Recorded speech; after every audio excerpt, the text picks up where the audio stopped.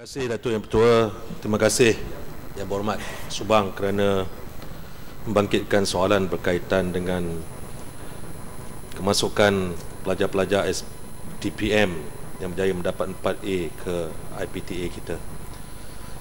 Untuk makluman ahli yang berhormat, kejayaan pemohon untuk memperolehi tempat di IPTA bergantung kepada dua syarat, iaitu syarat am dan syarat khas yang mereka miliki. Susunan merit yang dikira berdasarkan jumlah 90% markah pencapaian akademik dan 10% markah pencapaian penglibatan di dalam bidang co-curriculum. Pemilihan program pengajian serta bilangan tempat yang ditawarkan oleh IPTA.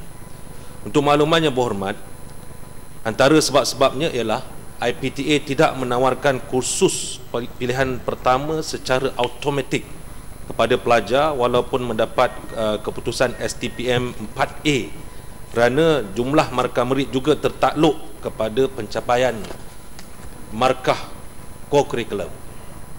Untuk makluman yang berhormat, pencapaian markah kurikulum yang rendah akan mempunyai pengaruh, akan mempengaruhi markah merit dan susunan pemeringkatan. Mereka mungkin tidak ditawarkan tempat bagi kursus pilihan pertama sekiranya terdapat pemohon lain yang mempunyai markah merit yang lebih tinggi daripada mereka.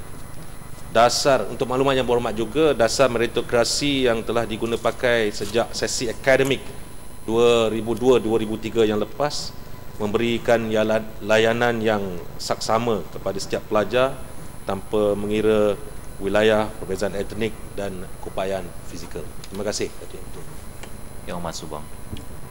Terima kasih Tuan Yang Dipertua dan terima kasih pada Timbalan Menteri atas jawapan yang diberikan.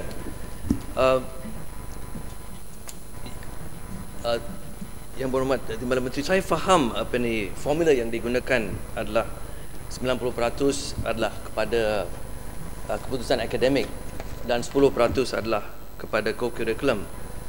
Tapi kita ada banyak kes-kes di mana pelajar-pelajar yang dapat 4A inilah yang cemerlang, ya, tetapi tidak berjaya mendapat kursus yang diutamakan oleh mereka, kursus pilihan pertama atau pilihan kedua, tapi diberikan pilihan yang ke-8. Itulah maksud soalan saya. Jadi saya kesal jawapan itu tidak menangani masalah yang saya kemukakan sini.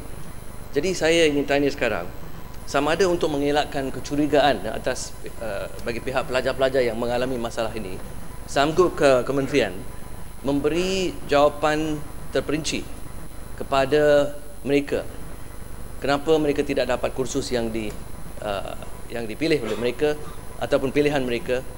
Dan juga yang kedua, cadangan saya adalah sama ada kementerian sanggup melakukan proses ini secara lebih telus, iaitu kita membuat satu database yang telus untuk menunjukkan permohonan, siapa yang memohon, siapa yang mendapat, dan di universiti mana dan apakah pencapaian mereka daripada grade mereka. Jadi secara telus mereka boleh melihat dan masalah ini tidak akan timbul. Sanggupkah kementerian membuat dua langkah ini? Satu, memberi jawapan bertulis dengan alasan kepada mereka yang tidak dapat kursus yang mereka mahu. Yang kedua, menunjukkan proses ini secara lebih telus supaya ketidakpuasan ini boleh ditangani. Terima kasih. Terima kasih Yang Berhormat. Untuk makluman Yang Berhormat, kementerian telah melaksanakan proses pemilihan secara berkomputer berasaskan kepada prinsip-prinsip yang saya sebutkan di dalam jawapan soalan asal tadi Yang Berhormat. Dan saya boleh menceritakan langkah-langkahnya lah, kalau tak dapat yang pertama, tapi kedua, ketiga dan sebagainya. Merujuk kepada hasrat Yang Berhormat untuk kementerian menjawab satu persatu.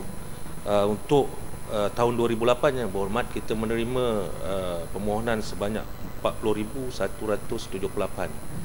Dan dalam 40,178 ini mereka tidak semuanya memperolehi pilihan yang pertama.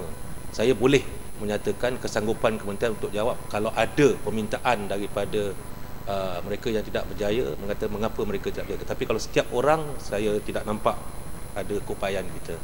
Untuk menjawab soalan Yang Berhormat bagi ketelusan proses ini, saya dapat memberi jaminan kepada Yang Berhormat bahawa sistem pemilihan komputer ini adalah yang paling telus boleh disediakan oleh pihak kementerian. Terima kasih Yang Mulia.